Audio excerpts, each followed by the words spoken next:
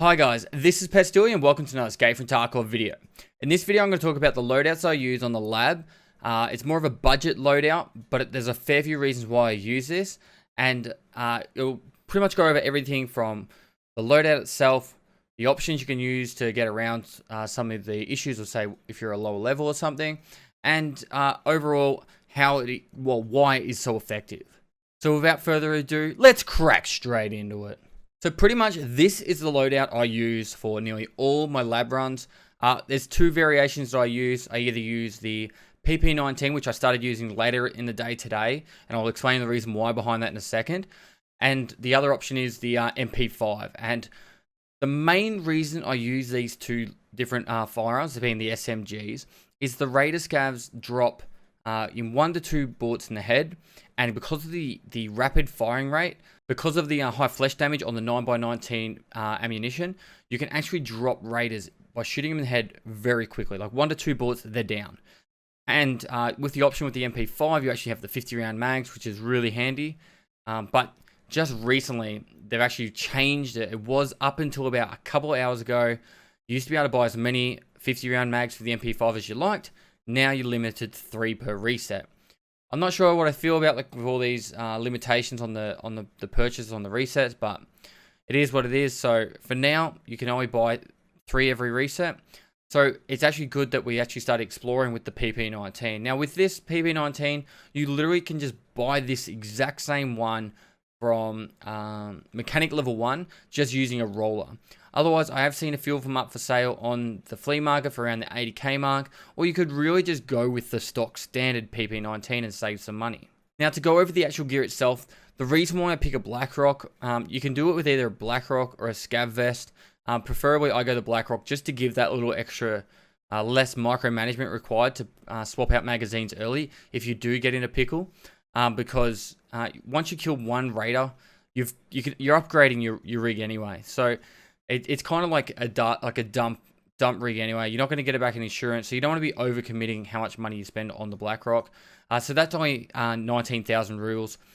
Now with the backpack, I'm using the Beta 2. I would actually suggest using whatever backpack you feel comfortable with. The Beta 2 is around 50,000 rubles, but the good thing about it is you can actually chuck it inside other backpacks because of how small it actually takes up. So for example, a Beta inside a Beta actually gives you one long line down the bottom, and if you put it inside an Attack 2 backpack, you actually get the 2 rows down the bottom, which is really handy for getting that extra loot out. Now, when moving over to the Comtacs, it's really a personal preference. Some people don't like them at all. I've actually been really enjoying them. Now, the reason why I picked the SSH 68 helmet, it's very simple, guys. It's a tier 3 helmet with a high ricochet chance. It's not there to tank bullets. It's purely there to stop a couple of pistol rounds if you're lucky, a shotgun shot to the head if you're lucky, and then besides that, that's it. It's really just to stop those guys running in with shotguns and pistols and getting that one tap on your head. It saves 50% less of your head that they can one tap you with. So that's giving you that little bit of survivability. Now the helmet's only 18,000 rubles and it is cheap and nasty and it's good. And I don't care if it looks like a doodle, it's a helmet that works really well in my opinion. And it's cheap because you can throw it when you find a better helmet inside the lab itself. Moving over to the armor, this one requires level 3 Ragman and it's about 44,300 rubles. The reason why I picked this is it's just cheap. Armor class level 3, you're going to be trying to throw your armor to get a Gen 4 anyway, so you don't want to be overspending money. You do have the option at Ragman 3 to buy a tier 4 armor or armor class 4. The problem with that is you're actually spending another 20,000 rubles. You do 10 runs, that's 200,000 rubles more you're throwing away for nothing. Now this all comes down to survival rates, which will impact how much money you make anyway. So moving over to weapon of choice, your PP19 will cost you about 80,000. If you want to go with the Bitcoin option, sorry, not the Bitcoin, the roller option, or the MP5 will cost you around 30,000 plus. If you want to buy a couple of mags, you're looking at another 20,000, 30,000 if you go on the 50 rounders, or you can just use 30 round mags anyway. You do have the option to chuck on the low rail and then put it on a sight on top. I would only suggest putting the sights on that you loot, and then the rail itself is like $80 US, so that's about 8,000 rubles. So Overall, if you were to do the actual loadout that I'm currently wearing, you're looking around 200,000 rubles. Now, if you're going to try and get money out of these runs, you want to try to have some sort of insurance backup plan. So if you're not already either looking for them or saving up to purchase them, you really should either get the laboratory level 2, the level 2 tech lab key, and the manager's office key. Those ones are quite cheap at the moment. The manager's one is only around 1 million rubles. You go into that room and you can loot a lion and a Bitcoin. There's 4 spawns that have all the loot, like in the game, effectively the high value loot, right? You can fill up your gamma with a couple of items from in there, and you've pretty much got the majority of your cost for going in covered. Now, obviously, there's guys hatchet running there already, so you might not be able to get that. But you go to the lab tech room on the level 2.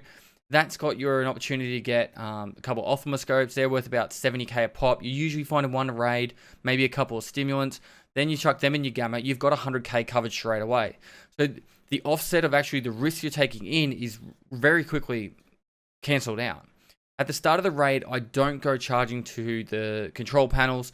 I don't try and charge to try and get in combat. I actually go straight to the loot rooms to get my insurance money per se. And then that way after, if I die later on, it doesn't really matter. I don't really lose any money from the raid. And this has actually been working very well for me over the last, say, 48 hours. Now, I do have the arsenal key for the main security door and the storeroom. So I got a guaranteed easy cash there.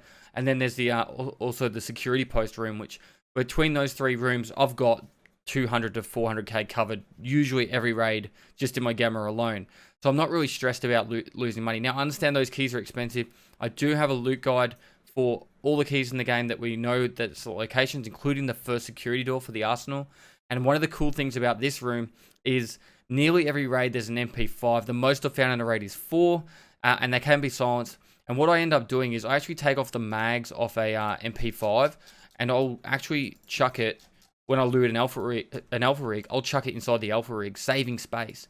And doing stuff like that will actually increase the amount of profit you get. And if you come out with, like, say, 4 MP5s, well, then there's 4 backup MP5s ready to go.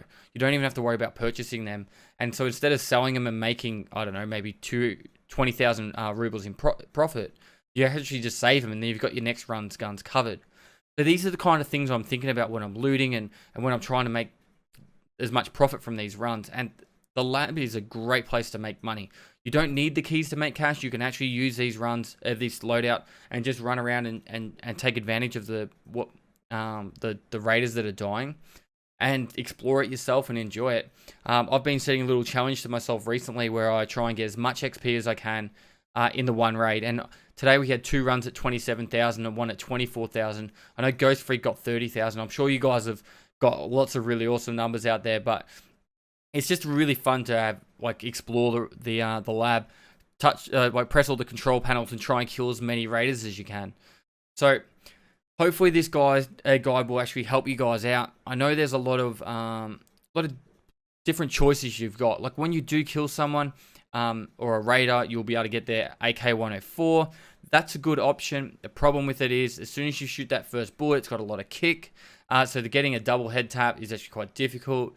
If you go in, say, with a Mosin, you really are reliant on the one shot. I've been using a Remington a little bit, trying that one out, using, say, M62 ammo because it's high flash. It works really well when you do headshot them. Sometimes it'll be a chest shot instead. It really comes down to personal choice and what works well for you. But I can tell you now that at the moment, the PP19 and the MP5, in my opinion, is the meta for the lab, purely for the fact of the fast firing rate, the very low recoil, and the ability to drop those raiders with headshots very quickly. I will be putting out a video, I think maybe tomorrow morning. I've still got to make it. I haven't even started it. Showing one of my runs from today where I killed, I think, 6 PMCs and a dozen raiders, and it was very chaotic. And I did it all with a PP19. I did actually run out of ammo with the PP19, but then I switched over to an AK-74N or something that I used, that I looted off someone. So be sure to go check out that video as well, guys. But to wrap this up, if you've got any questions to do with this stuff, I'm going to be working hard on getting more guides out. There's a lot of focus on the lab at the moment. I will be putting out other stuff. When we do find key locations, I'll chuck that out to you guys too. But to wrap this up, guys, thanks for watching. If you enjoy it, give it a thumbs up. Subscribe for future content. I stream on Twitch 6 days a week. Go down the link below. Give me a follow over there. I won't be streaming tomorrow. It's my fiance's birthday on New Year's Eve. I'm going to spend the entire day with her. Enjoy the new year. And on the 1st of January, I'll be coming in back into the raids, kicking out more YouTube videos for you guys. And that'll be it. So finally, I'll see you next time. Don't stop me now. Having such a good time. I'm having a ball.